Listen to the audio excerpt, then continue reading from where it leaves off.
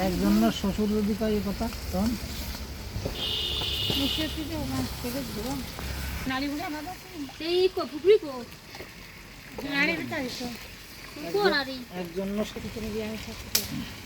একজন মাছ রান্না যেরকম কালার হয় নারীটা দিবে তরকারি কালার আসবে একজন পানি দে হয়েছে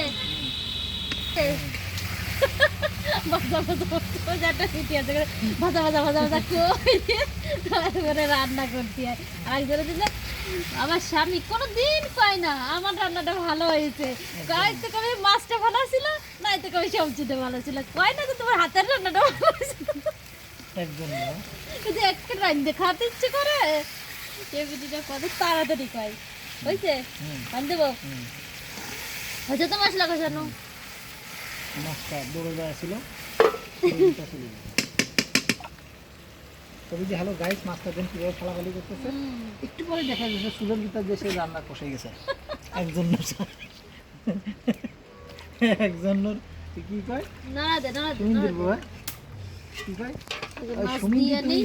তারপর দেখা যাক কোন পর্যন্ত যায় হ্যালো তেল ভাসি নেই তুমি তো করে তেল ভাসবে না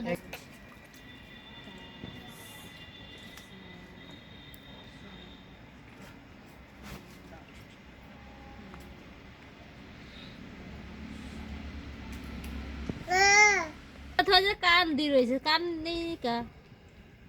কান তো কান কে দিয়ে দুই টুকটা নিয়ে গেল ছাড়বে যাইলে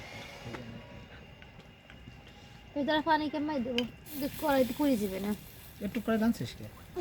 কড়াই ফেনি নিয়ে আসতি পেনিতে রাঁধলে ভালো হতো কড়াই এলে দুই পাশে ফাঁকা তেল বেল পুড়ে যাবে সব না পুড়ে যাবে না পেনিতে রাঁধলে ভালো হতো হ্যাঁ মা এই কড়াই দিয়ে তোমার ওই যে এই পাশে পাশে ফাঁকা তেল পানি পড়ে যায় মাছ দেওয়ার পরে কড়াই ভরিয়ে গেল মাছ পুড়ে দিবে না এ কড়াই আছে না বড়টা নিয়ে আসো রেলে দিই তাড়াতাড়ি